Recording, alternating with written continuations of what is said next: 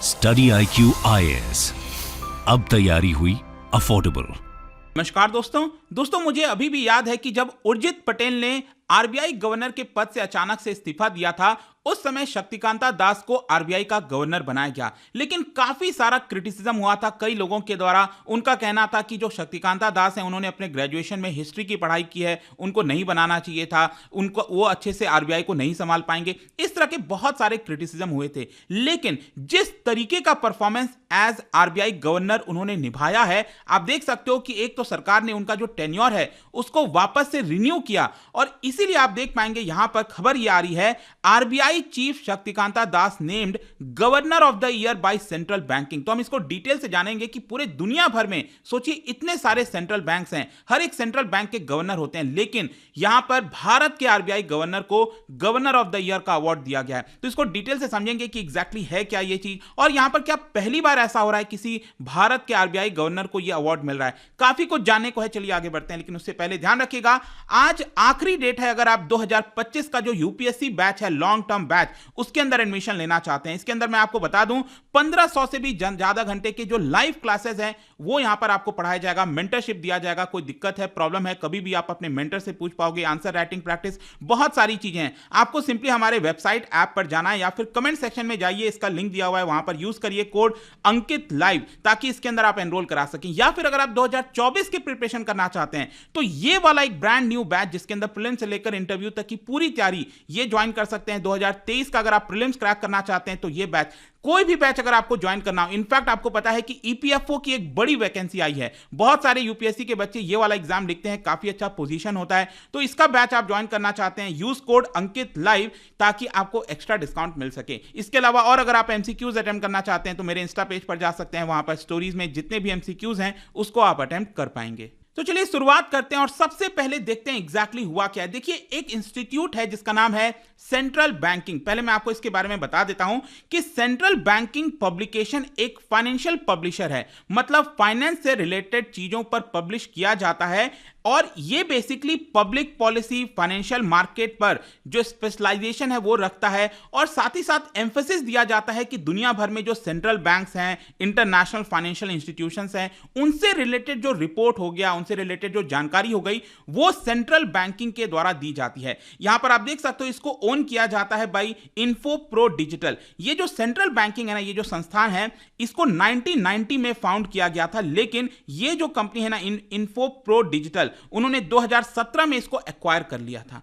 तो ये central banking ने यहां पर एक लिस्ट जारी की है, हर साल दिया जाता है कि कौन से सेंट्रल बैंक के गवर्नर ने सबसे अच्छा परफॉर्मेंस दिखाया है। तो इस बार का जो गवर्नर ऑफ द ईयर का अवार्ड है वो गया है हमारे आरबीआई गवर्नर शक्तिकांता दास को। बेसिकली यहां पर यही बोला गया है कि पिछले कुछ समय से यहां पर जिस तरीके का माहौल रहा है जियोपॉलिटिक्स के अंदर दुनिया भर में, चाहे आप कोविड-19 पैंडेमिक की बात करिए, रशिया यूक्रेन वॉर की बात करिए, इन सब में आरबीआई के गवर्नर ने बहुत अहम भूमिका निभाई है और बहुत अच्छे से भारत को इस मुसीबत से बाहर निकाला है। इनफैक्ट आप देख सकते हो कि भारत की जो सेंट्रल बैंक है, कोविड-19 के बाद उन्होंने काफी बड़ा रुख चेंज किया था। आपको आप देख सकते हो, इनफैक्ट मैं आपको एक प्रॉपर दिखाता हूं, 2019 4 अक्टूबर 2019 जो हमारा रेपो रेट था वो था 5.15%। लेकिन फिर क्या हुआ, आपको याद होगा, कोविड-19 पैंडेमिक आ गया।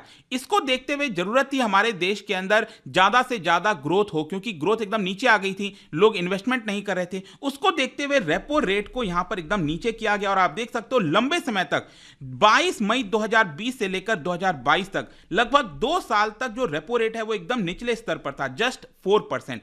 लेकिन उसके बाद क्या होता है, 2022 में फरवरी में यहां पर रशिया यूक्रेन का वॉर हो जाता है, जिसकी वजह से इन्फ्लेशन बढ़ने लग गया, ग्रोथ फिर से नीचे जाने लग गया। फिर वहां से जो टर्न अराउंड हुआ है, आप देख सकते हो, वापस से रेपो रेट को धीरे धीरे करके अब यह आ चुका है 6.5%, मतलब 4% के मुकाबले 2.5% और एक्स्ट्रा रेपो रेट में आपको ग्रोथ देखने को मिलेगा। और इसके लिए कहीं ना कहीं आरबीआई ने इमरजेंसी मीटिंग बुलाई ताकि यहां पर चीजों को सुधारा जा सके। तो ये एक बहुत इंपॉर्टेंट चीज है। फिर इसके अलावा मैं आपको इसके बारे में और आगे बताऊंगा, लेकिन आपको यह भी बता दूं कि ऐसा नहीं है कि पहली बार किसी आरबीआई के गवर्नर को यह अवार्ड दिया गया। इनफैक्ट 2015 में जब रघुराम राजन जी हमारे देश के आरबीआई के गवर्नर थे, तब उनको भी यह अवार्ड मिल चुका है। यह आपको ध्यान रखना है। तो शक्तिकांता दास बेसिकली सेकंड है हमारे देश के अंदर जिनको यह अवार्ड दिया गया है। फिर इसके साथ साथ एक और इंटरेस्टिंग चीज मैं आपको बता दूं कि आरबीआई गवर्नर को गवर्नर ऑफ द ईयर का अवार्ड मिला है, लेकिन जो सेंट्रल बैंक होती हैं, नेशनल बैंक ऑफ यूक्रेन, इनको basically central bank of the year का अवार्ड यहां पर दिया गया है। ऑब्वियस सी बात है कि यहां पर जिस तरीके से यूक्रेन की इकोनॉमी को एक बहुत बड़ा झटका लगा रशिया यूक्रेन वॉर की वजह से, तो यहां पर नेशनल बैंक ऑफ यूक्रेन को एक प्रकार से अवार्ड दिया गया, लेकिन एज अ गवर्नर जो संस्था को संभाल रहा है उसमें कहीं ना कहीं शक्तिकांता दास काफी आगे निकल गए। अब यहां पर हम देखते हैं कि सेंट्रल बैंकिंग ने भारत के आरबीआई को लेकर क्या कहा है। तो यहां पर सेंट्रल बैंकिंग ने सबसे पहले यह कहा कि कोविड-19 की वजह से पूरे दुनिया भर में जो जीवन है वो काफी उथल-पुथल हो गया था, बहुत ज्यादा हमें लॉस देखने को मिला था, आइसोलेशन देखने को मिला था। फिर यहां पर उनका यह कहना था कि देखिए जो टफ टाइम है वो यहां पर बहुत ज्यादा देर तक लास्ट नहीं करता, लेकिन जो टफ पीपल होते हैं, जो टफ इंस्टीट्यूशन होते हैं, वो काफी लंबे समय तक टिक सकते हैं। तो बेसिकली ये इशारा था भारत के आरबीआई पर, मतलब आरबीआई ने जिस तरीके से इस समय का उपयोग किया, यहां पर उनके द्वारा बोला गया है कि RBI has also made judicious use of reserves. आपको याद होगा इनफैक्ट कि हमारा जो फॉरेक्स रिजर्व है वो पिछले 3, 4, 5 सालों से काफी तेजी से बढ़ा है। आप देख सकते हो यहां पर हमारा फॉरेक्स रिजर्व लगभग $642 बिलियन तक पहुंच गया था, लेकिन जिस तरीके का अनप्रेसिडेंटेड लॉस हुआ कोविड के समय, उस समय उसके बाद यहां पर, और स्पेशली रशिया यूक्रेन का वॉर, उस समय यहां पर अब जरूरत था 2022 के बाद से कि हम इसका सही से उपयोग करें, और इसीलिए रूपी को संभालने के लिए यहां पर सही से इसका प्रयोग किया गया। और अभी के लिए आप देखोगे तो $560 बिलियन के आसपास हमारा जो रिजर्व है वो आ गया है। तो उसकी तारीफ की गई है सेंट्रल बैंकिंग के द्वारा कि भारत के आरबीआई ने यहां पर इसको सही तरीके से यूज किया है। फिर इसके अलावा भारत के जीडीपी को लेकर भी बोला गया है कि पिछले 10 सालों में भारत की जीडीपी 90% ग्रो की है, और यह भी बोला गया है कि जो जीडीपी पर कैपिटा होता है, मतलब जीडीपी डिवाइडेड बाय पॉपुलेशन जिसको हम कहते हैं, पर कैपिटा, वो 70% इंक्रीज हुआ है, जिसकी वजह से भारत के हर एक व्यक्ति की जो एवरेज इनकम है it is around $2,400 per year, जो कि 2010 में अगर आप देखोगे तो वो $1,400 पर ईयर था, लेकिन अब ये $2,400 पर ईयर हो गया है। यहां पर यह भी बोला गया है कि भारत में अभी भी पॉवर्टी है, लेकिन अगर हम देखें पिछले 15 सालों से भारत की पॉवर्टी 55% से गिरकर 16% आ चुकी है as per United Nations multi dimensional metric के हिसाब से। फिर ये तो आरबीआई के बारे में हो गया, लेकिन इसके साथ साथ यहां पर शक्तिकांता दास को यह अवार्ड क्यों दिया गया है वो भी मैं आपको बता देता हूं। तो सेंट्रल बैंकिंग का यह कहना था कि शक्तिकांता दास ने जिस तरीके से कोविड क्राइसिस को हैंडल किया, perhaps it was the greatest impact, मतलब कि जो उथल पुथल का माहौल हम सभी ने देखा था कोविड के दौरान। आप अक्सर देखते होंगे कि शक्तिकांता दास लाइव प्रेस कॉन्फ्रेंस करते थे, टीवी पर आते थे और बहुत ही काम, यहां पर अच्छे तरीके से लोगों को भरोसा देने की कोशिश करते थे, देश को भरोसा देने की कोशिश करते थे कि आप चिंता मत करिए कि अभी यहां पर डेफिनेटली थोड़ा सा मुश्किल का समय है, लेकिन आरबीआई आपके साथ है, जो भी बिजनेस को प्रॉब्लम होगा उसको हम मदद करने की कोशिश करेंगे। चाहे आप देखोगे क्रेडिट से रिलेटेड चीजें हो गई या लिक्विडिटी से रिलेटेड चीजें हो गई, उन सभी में कहीं ना कहीं आरबीआई के गवर्नर शक्तिकांता दास का एक बहुत इंपॉर्टेंट रोल था, और इसीलिए कहीं ना कहीं आप ये भी समझिए कि उनके ऊपर प्रेशर भी बहुत ज्यादा था। कि यहां पर प्रेशर ये था कि एक तो पॉलिटिकल प्रेशर हो गया। पॉलिटिकल प्रेशर क्या होता है कि जैसे कि यहां पर आपको ग्रोथ पर फोकस करना है, तो अभी रिसेंटली आपने देखा ना कि यहां पर जो रेपो रेट जिस तरीके से बढ़ा है, ये मैंने आपको दिखाया 6.5% हो गया है। तो प्रेशर ये होता है कि आप ज्यादा रेपो रेट बढ़ाओगे तो आपके ग्रोथ के ऊपर असर आएगा, तो ये पॉलिटिकल प्रेशर बहुत ज्यादा उनके ऊपर था। फिर दूसरी तरफ प्रेशर था इकोनॉमिक डिजास्टर का, अगर ये रेपो रेट नहीं बढ़ाया जाता तो यहां पर जो इन्फ्लेशन है वो बहुत तेजी से बढ़ता जाता, तो उस प्रेशर को कहीं ना कहीं शक्तिकांता दास ने अच्छे से हैंडल किया है। फिर यहां पर उनका यूपीआई को लेकर भी तारीफ की गई कि जिस तरीके से भारत में यूपीआई का बूम आया है, रियल टाइम पेमेंट मार्केट में हम देखें तो भारत नंबर 1 बन चुका है, लार्जेस्ट बन चुका है। भारत का आप देखिए 2021 में रियल टाइम ट्रांजैक्शन 50 बिलियन के आसपास था। आईएमएफ के अकॉर्डिंग यूपीआई का एवरेज ग्रोथ आप देखोगे 2016 से हर साल लगभग 160% के आसपास रहा है।